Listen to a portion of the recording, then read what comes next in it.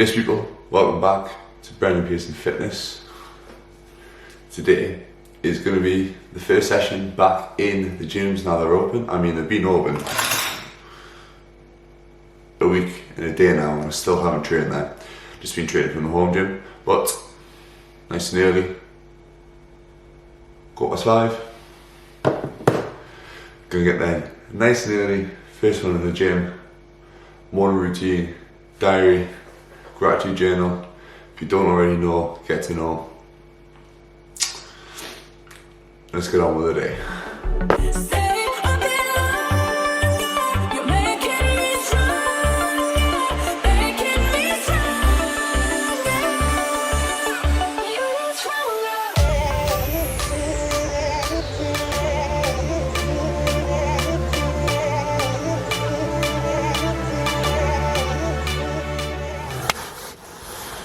Zooming in. Right, so we are at the gym. Time for different pre-workout today. But anyway, grenade, energy. Give it a whirl. Then also, if anybody else has watched the Matt Fraser podcast, the Joe Rogan one, got some bait Adeline, mate, because he absolutely hammers it. So, gonna get the pre-workout in. He reckons he just puts the bait Adeline straight to the mouth. So we're gonna just go for it.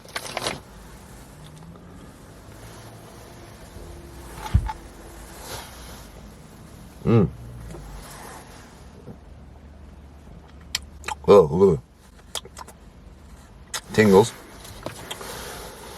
And that's like a weird watermelon. Let's get the first gym session in the gym session of 2021.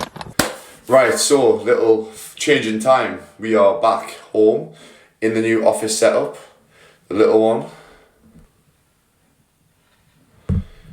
is sound asleep. And my camera's gonna die. So we're gonna hope for the best and hope this doesn't cut off. So quickly gonna run through the upper body session. Hopefully it doesn't cut off. It might cut off halfway through and I might have to finish this off later. So jumping straight into the full session. So starting off warm-up wise, I'm big on warming up. Starting off with a 20 cal rower. Going to be working on upper body today. It's going to be majority horizontal pushing and pulling. 20 cal rowing into greater stretch. We're going to rotate either side, 3 sets either side. I add a little bit of a quad stretch just to stretch off the hips and the quads. A little bit of pigeon stretch, loosen off the glutes just to get feeling good in the morning because I didn't have time to do my morning mobility, which I've been doing every morning. A little bit of, I think this is called like puppy paws or something like that, just stretching off the lats, stretching off the shoulders, getting myself feeling good before I go into the session. A few inchworms, so touch my toes, keep my legs nice and straight with a push up at the end of it. 5 reps of them. Again, the main thing with my mobility, with my warm-up, is to get myself feeling good before I go into the session. It's not a necessity to do the kind of hamstring workouts, but I like to do them. Get a push up in and get feeling good. Next, loosen off the shoulders, so some banded shoulder dislocations. Get that shoulder joint nice and warm before we go into any sort of pressing, especially opening up the chest, and then some band pull aparts just for shoulder health, getting the scapula warmed up before we go into, like I said, some pushing. So starting off with bench press, warming up with the bar to start with. Treat every single rep as if it is going to be your kind of proper set. So nice and slow, controlled, eccentric, little pause on the chest, driving up. The bench at this gym is very slippery, so what I did, I put one of my resistance bands around the bench just to get a little bit more grip on my shoulder blade so I'm not sliding around. Again, second warm-up set, just stuck 15 on either side. Same thing, nice and slow and controlled.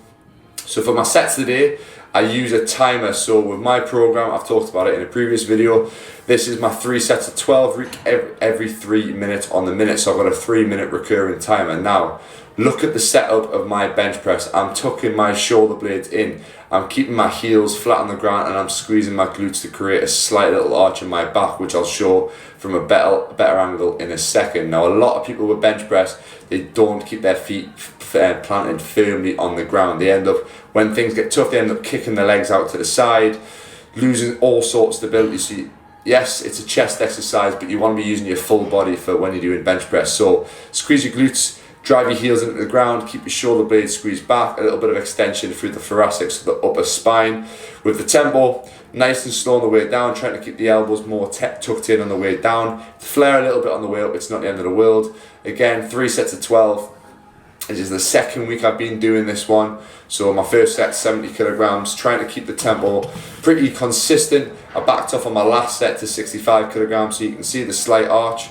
My hips are still lifted off the floor, off the bench, until I start my actual set. So what I was saying before my camera did cut off, I've had a shower and stuff and I'm back, is I slightly lift my hips up off the floor, and then as soon as I start my set, I drop them back down. The reason being is just to exaggerate squeezing the glutes, so we've got that stable platform with the 2 feet, creating a little bit of an arch, creates a lot more power, and you want to think about almost trying to push yourself back up the bench. You'll feel it when you're in the right position. Your feet will be nice and firm on the floor, your shoulder blades will be back, and you will have that slight arch, but trust me, you get a good extra little bit of power by doing this. Again, tempo, trying to keep every rep almost looking identical. Obviously, even when you get fatigued, you want to try and fight that the best you can. So that was my third and final set of 12. Moving on to a little bit of accessory or kind of supplemental movements. Incline dumbbell bench press. On this one, we're thinking about really slow eccentric. So nice slow down and then exploding up. Again, I'm not using crazy weights. The reps are going to be staying the same for this one, so 3 sets of 12. Nice slow down, 20 kilograms, nothing too crazy. As you can see, I have long, really long arms. So the eccentric is going to be really long for me, which is why I probably can't lift that heavy. But in terms of range of motion, you want to go as far down as you can until you start to feel that little bit of a stretch. If you start to go any lower, you're going to start loading your ligaments and your tendons in your shoulder. And we want to keep all that tension on the upper chest and the muscle itself. Same thing with this. Keep your feet planted, a slight little arch of the lower back, shoulder blades squeezed back, and then we're moving on to our incline dumbbell row. We've got to balance our pushing and our pulling movements just for shoulder health. So it's a nice easy superset to do in the gym, especially now if you are restricted with COVID, that you have to stay in one certain area. So you can do roughly the same way. I ended up going a bit heavier on this one. Again, I went up to 22s on this. Same sort of thing, you want to think about driving the elbows back this one rather than straight up. So you see how the dumbbells are slightly going backwards towards my hip. Same sort of thing in terms of rep ranges, 3 sets of 12 on this one, alternating between the two exercises every 3 minutes on the minute. So trying to fit both exercises in the 3 minutes, and then obviously what was left of the 3 minutes is your rest. So conditioning, upper body conditioning, this is how I'm working my sessions at the minute.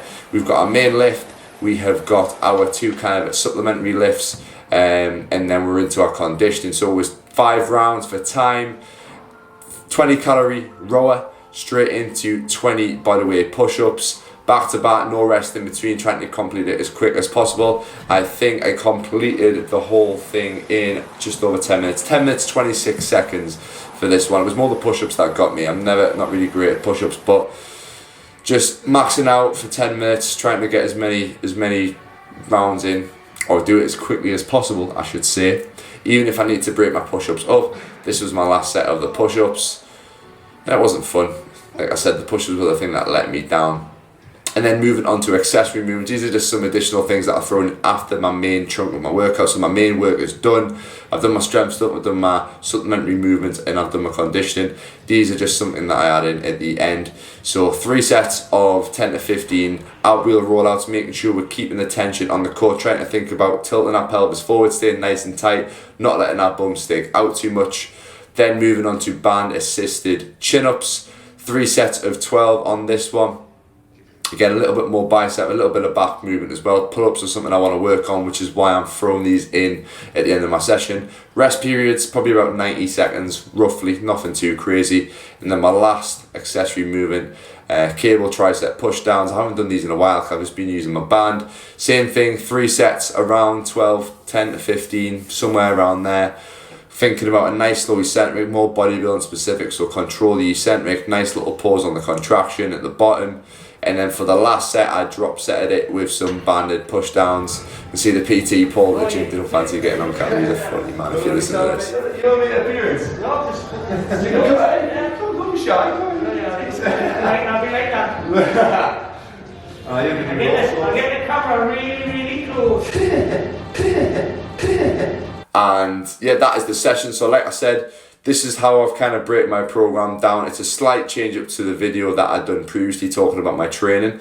It's watching a bit of Matt Fraser's videos, how he sets his workout out, and I've also seen one of my mates is doing his program. So it's kind of your strength stuff to start with, working off percentages. I'm not quite working off percentages, I'm just kind of building up the intensity week by week using RPE. So the first week should be nice and easy, and then as you go through, it should get harder and harder. So I do that for my mid lifts, so for my bench press, my overhead press, my squat and my deadlift. Then I move on to accessory movements. So for the bench day like I've done today, it was incline bench and incline rows. For the overhead press day, it will be back supported, shoulder press or dips, I can't remember, and then pull-ups. For my squat day, it's split squat. So on the leg days, I like to do single leg movements because a lot of people don't do single leg movements and everybody has imbalances between left and right. So I do split squats for my squat day, single leg deadlifts for my deadlift day, and then conditioning is kind of whatever I want, kind of make it specific to the session.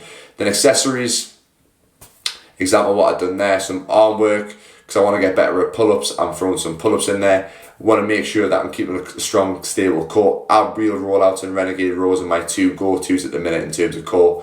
Really, really good exercises, working on core stability, making sure we're not extending through the spine, keep everything still. And it's a bit of upper body work as well. So make sure if you are, there's areas that you want to work on within your training, whether it be your physique. For example, you want to get bigger delts, bigger chest, bigger back.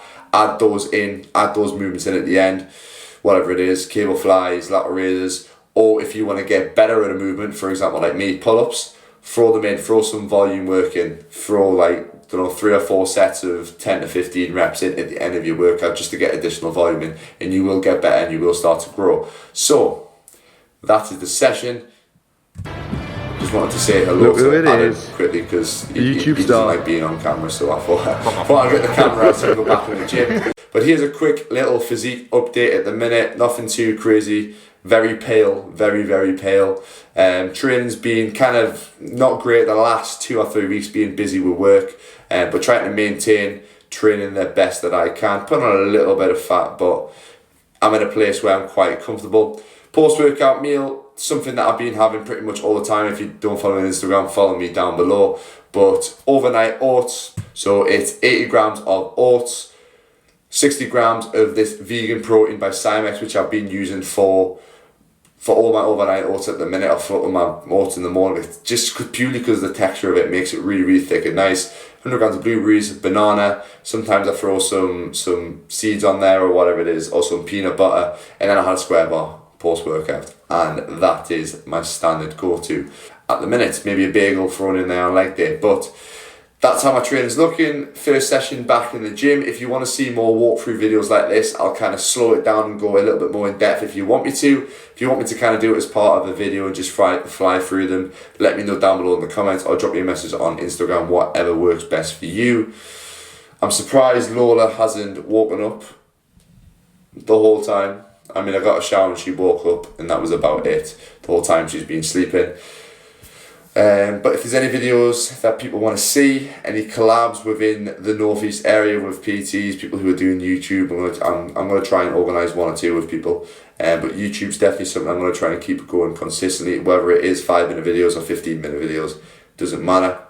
But I hope you've enjoyed this video. It's been a pleasure. Gyms are back open. If anybody needs help with whether it be one-to-one coaching or maybe something online, maybe you're someone who doesn't like that one-to-one kind of having someone looking over you, online could be a really good way. If you've already got the knowledge and you've already got experience in the gym, your technique's pretty good, the online coaching is probably the best route to go to in terms of getting your program done. There's weekly check-ins to make sure that you are on track, to keep you accountable, stop you going off track and making sure that you're getting the results. So we check in, like I said, every single week. If you don't want to check in every single week, there is different tiers to my online coaching. So say at tier 3, we would check in once a month rather than every single week. There's loads of different things that could work best for you. One-to-one PT, just drop me a message and we can organise it. If you're a bit of a beginner or someone who maybe has went off track and needs a little bit more guidance or is unsure on things, that is the best route for you. As always, my Instagram, all my links are down below. Drop me a message and I will reply. I think my email and my mobile number is also on Facebook, it might be. But yes, do not hesitate Trust me, now the gyms are open, I've seen a lot of people with funny techniques in the gym. Make sure your technique is on point before you start to progress it, and if you're unsure on anything, as always, my door is always open to drop me a message. Yes, it's been a pleasure. Thank you very much everybody for listening, or watching I should say, and I will see you in the next video. Over and out from me, and sleepy head over there.